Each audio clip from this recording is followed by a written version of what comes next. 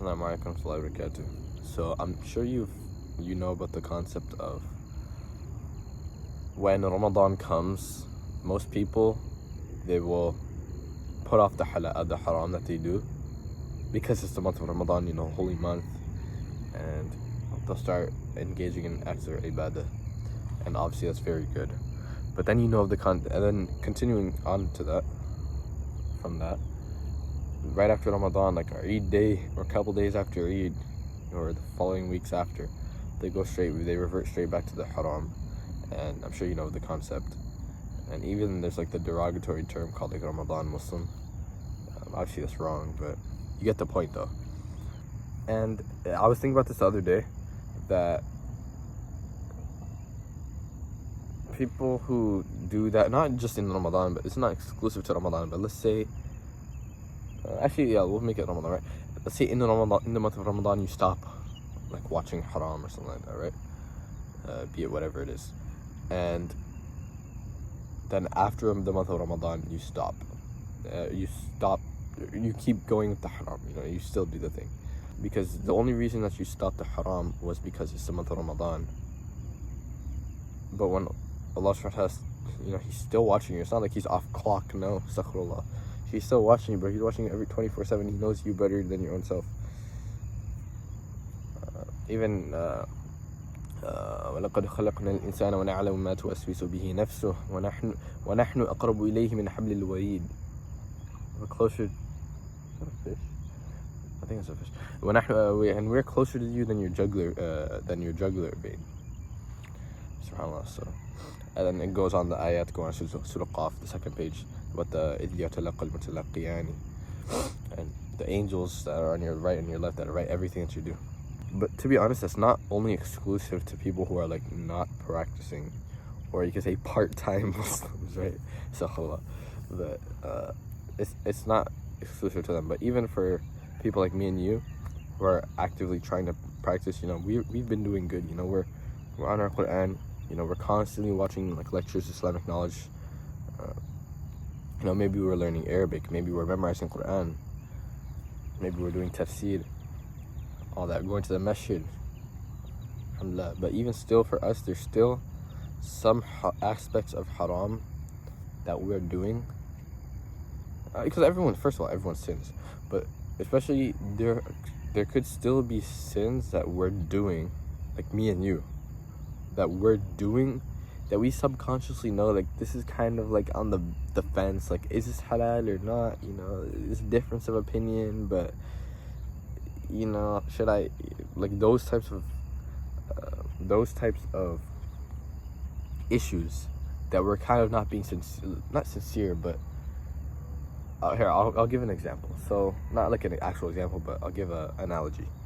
Imagine there is there's in the desert, let's say in the desert, right? And there's a vast, the whole vastness of it is halal, except for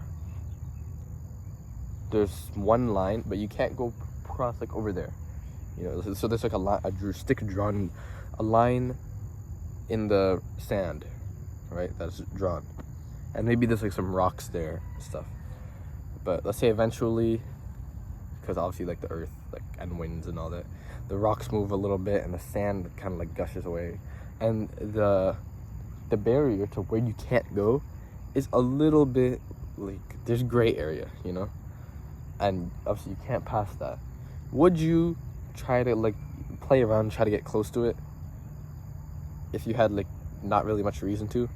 No. I believe in the Prophet ﷺ, there's a hadith where he said, and this deen has another fish.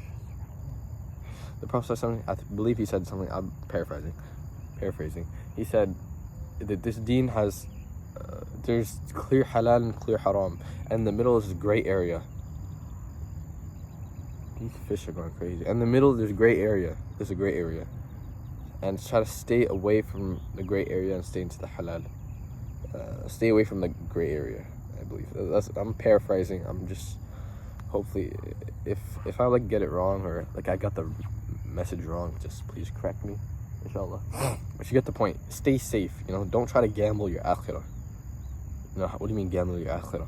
If you're trying to get close to that thingy, it's close to that gray area, then you're taking a gamble, you're taking a guess at your akhirah, because obviously that's a sin. And we know the effects of sins. And sins are not just, a side point, sins are not just like some tiny little thing that, oh, I did one sin, okay.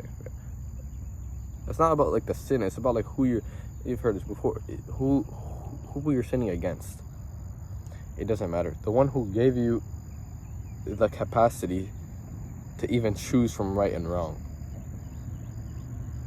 you're sinning against him. And even, I forgot,